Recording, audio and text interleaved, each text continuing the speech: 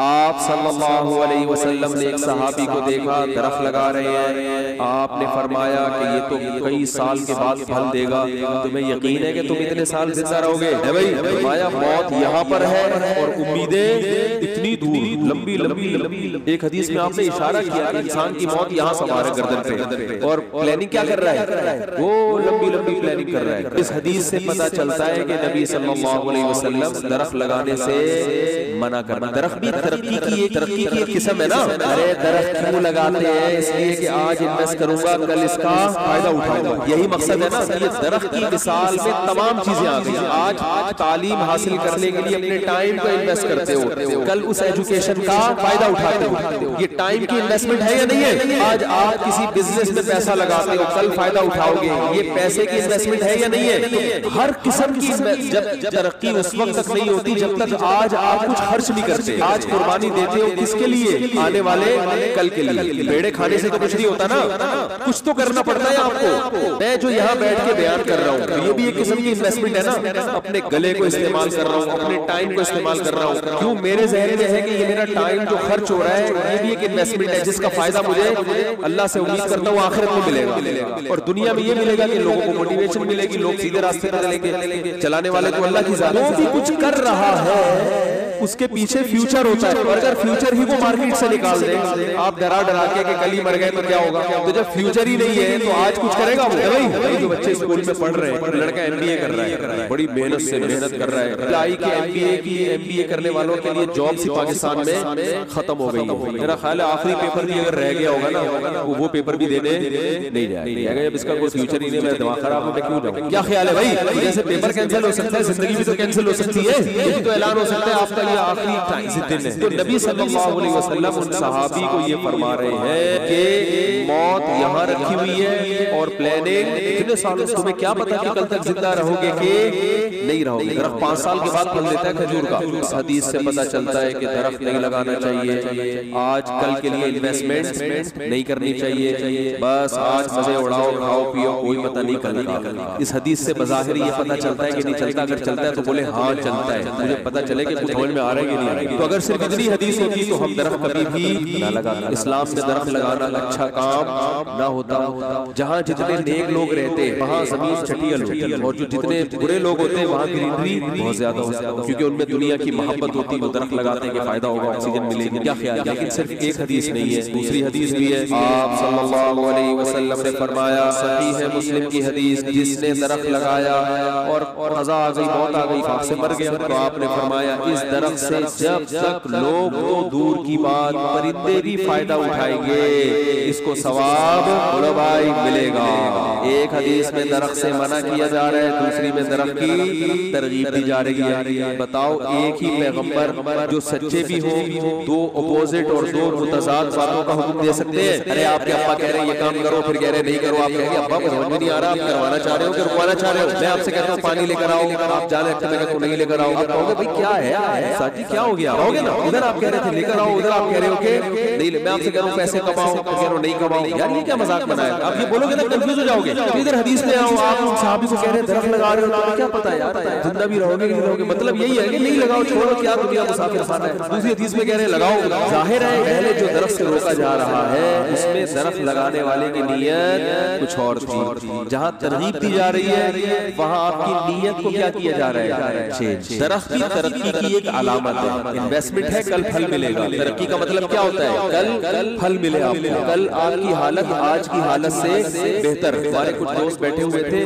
ترقی کے لفظ کو ڈیفائن کرنے میں ان کا جھگڑا ہو گیا کہ ترقی کسے کہتے ہیں. ایک نے کہا ترقی کہتے ہیں کہ آپ بہت اچھے ہو جائیں, پیسہ بہت آ جائے, صحت بہت اچھی ہو جائے. بہت ساری بحث ہو رہی ہے, مجھے بھی انہوں نے بلایا, انہوں نے کہا کہ مفتی صاحب آپ بتاؤ ترقی کی ڈیفینیشن کیا ہے. مختصر لفظ میں نے کہا ترقی کی ڈیفینیشن یہ ہے کہ آپ کی جو کل والی حالت ہے آج والی حالت سے بہتر ہو, بہت بہتر ہو, کم بہتر ہو, یا بدتر ہی ہو لیکن آج سے کم بدتر ہو. آج جتنی بدتر ہے کل اس سے تھوڑی سی کم بری ہو, یعنی ایک اسٹیپ آپ اوپر چلے جائیں. اٹ از کالڈ جب بھی میں یہ سناتا ہوں مجھے وہ لطیفہ ضرور یاد آتا ہے. لیکچر میں بچے سے پوچھا نیوٹن کا قانون سناؤ, اس نے کہا مس آخر سے آتا ہے. چلو آدھا سنا دو, آخر سے کہتے ہیں and it is called Newton's law. آخر میں یہی آتا ہے, it is called Newton's and it is called Newton's law. یہ تھرڈ لا یا سیکنڈ لا یا فرسٹ لا. تو اٹ از کالڈ ترقی. تو درخت میں بھی یہی ہوتا ہے کہ آپ کی آج کی حالت سے کل کی حالت کیا ہو جاتی ہے بہتر, کیونکہ آج آپ کے پاس ایک آم ہے, بیج اس کی قربانی دو گے نا, بیج ڈال دو گے تو کل سینکڑوں آم آئیں گے آپ کے پاس. آج آپ نے آم کی گٹلی کی قربانی دی, کل کیا مل گیا, آپ ایک کھجور کی گٹلی دفن کر دی, کل کیا مل گیا.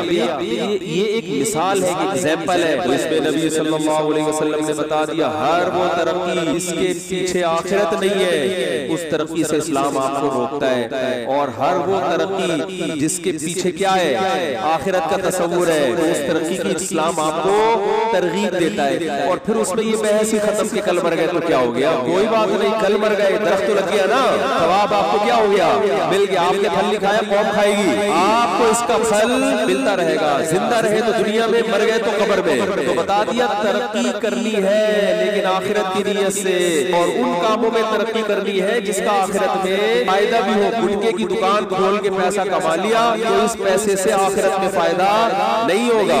سمجھتے ہو گے نہیں سمجھتے؟ سگریٹ کی دکانوں سے بزنس کر لیا, آخرت میں فائدہ نہیں ہوگا. قوم کو کیا کھلا رہے ہو بھائی تم؟ جائز ہے سگریٹ کا, علماء کا اختلاف ہے اس میں, لیکن تم اچھا کام تھوڑی ہے. تو ایسی چیز کو ہدف بنانا ہے, ایسی چیز کو ہدف بنانا ہے جس میں لوگوں کو فائدہ ہو. تو اگر زندہ رہے تو خود فائدہ اٹھاؤ. اللہ کی نعمتیں, گاڑی کا فائدہ, مکان کا فائدہ, گھر کا فائدہ, اولاد کا فائدہ اٹھاؤ. مر گئے تو کوئی ٹینشن نہیں ہے, یہ اولاد کل آپ کے لیے دعائیں کریں گے, آخرت میں بھی فائدہ ہوگا. پھر یہ کہ چھوٹے چھوٹے بچے چھوڑ کے چلا گیا, ہائے ہائے ابھی تو کوئی مسئلہ نہیں ہے بھائی, چھوڑ کے نہیں چلا گیا. وہ ایک صاحب نے ہمارے محلے میں گھر بنایا, گھر میں داخل ہونے سے پہلے انتقال ہو گیا. پہلے جہاں رہا کرتا تھا, اور اللہ کی قدرت جس دن شفٹ ہونا تھا ان کو اٹیک ہوا, مر گئے. لوگ افسوس کر رہے یار ایک ہفتہ رہنا ہی نصیب ہو جاتا. میں کہہ رہا تھا ایک ہفتہ رہ کے بھی مر جاتے تو انجام تو وہی ہونا تھا جو ایک ہفتہ پہلے مر کے ہوا. لوگ اس پہ افسوس کرتے, پاگلوں والی باتیں. ارے یہ بولو اگر انہوں نے گھر یہ بنایا تھا آخرت کو سامنے رکھ کر کہ میں اس لیے بنا رہا ہوں کہ میرے بچے دھکے نہ کھائیں, لوگوں کے سامنے بھی نہ پھیلائیں, تو گھر میں داخل ہونے کے بعد مرے یا داخل ہونے سے پہلے مرے, ان کی صحت سے کوئی فرق نہیں بھائی. اور اگر اپنے لیے بنایا تھا میں میرا گھر تو واقعی بہت برا ہوا. کاش کچھ دن اس میں رہنے کا فائدہ. بات میرا خیال ہے سمجھ میں پھر بھی نہیں آئی, بہت مشکل ہے سمجھانا آج کے زمانے میں. بات میرا گلا بہت زیادہ بیٹھا ہوا ہے, میں بڑی مشکل سے آج تقریر کر رہا ہوں. تو صاحب 5-10 منٹ ٹھہر جائیں یہ بات تاکہ اور سمجھ میں آگے جو میں کہنا چاہ رہا ہوں. لوگ کہتے ہیں ہائے ہائے گھر کے بارے میں تو, اور میں نے اکثر موتیں دیکھی ہے گھر بن کے تیار ہوتا ہے اور مر جاتا ہے. میں نے بہت دیکھا ہے, شاید اللہ تعالیٰ عبرت کے لیے مار دیتا ہے کہ یار جس چیز پہ سب سے زیادہ پیسہ لگائے نا اسی میں رہنا نصیب ہی ہوگا. میں نے بہت دیکھا ہے گھر بہترین بنایا, اکثر لوگوں کو دیکھا گھر میں تعمیراتی کام کیا, اوپر کا پورشن بنایا اور تھوڑے دن میں انتقال ہوا. رہنا بہت کم لوگوں کو نصیب ہوتا ہے, یہ گھروں میں زیادہ ہوتا ہے. کیونکہ نبی صلی اللہ علیہ وسلم نے فرمایا بدترین چیز جس میں انسان کا پیسہ خرچ ہو وہ تعمیر ہے, کیونکہ تعمیر کا فائدہ انسان اپنی زندگی میں پورا نہیں اٹھا.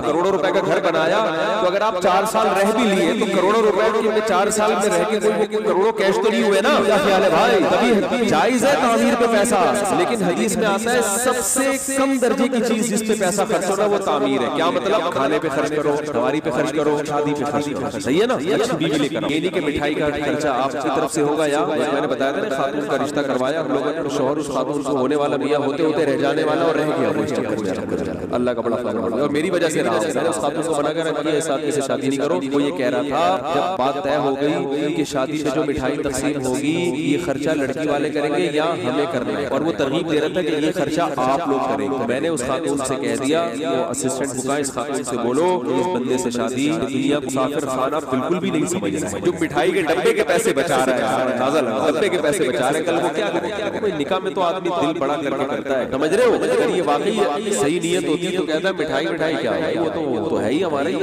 اور بتاؤ کہ آپ مہر کتنا چاہیے, کتنی گنجائش ہوتی ہے اس حساب سے. تو خیر تو بھائی اس سے صاف پتہ چلتا ہے کہ نبی نے جو فرمایا بدترین چیز جس پہ انسان کا پیسہ خرچ ہو وہ کیا ہے تعمیر. کیوں بدترین؟ بدترین کا مطلب بری نہیں, بدترین کا مطلب جتنی خرچ کرنے کی جگہ ہے نا ان میں سب سے جیسے حدیث کی مثال ایسے ہے جیسے حدیث میں آتا ہے بدترین صف آخری صف ہے اور بہترین صف پہلی صف. تو اب آپ کو بہترین آخری ہے تو اس کا مطلب اگر ہم آخری صف میں جگہ مل رہی ہے تو کھڑے ہی نہ ہو گھر جا کے نماز پڑھ لیں. نہ نہ نہ بدترین کا مطلب جو درجات ہے نا نماز میں سب سے پہلے پہلی صف ہے پھر دوسری پھر تیسری جو آخری ہے وہ ان کی نسبت سب سے کیا ہے یعنی اس میں مجبوری میں تو آخر میں آگے کھڑے ہو جاؤ لیکن کوششوں کے سب سے پہلی وہاں نہ ملے تو دوسری میں آؤ وہاں نہ ملے تو تیسری میں بہت ہی مجبوری ہے تو آخر میں. بالکل اس حدیث کا مطلب صحیح حدیث ہے بخاری مسلم کی. بدترین چیز جس پہ انسان کا پیسہ خرچ ہو وہ کیا ہے تعمیر کنسٹرکشن کا جو کام جسے ہم کہتے ہیں سیمنٹ بجری کا کام سریے کا کام. کیا مطلب بھائی سب سے پہلے کھانا لباس سواری یہ سب چیزیں ڈیولپمنٹ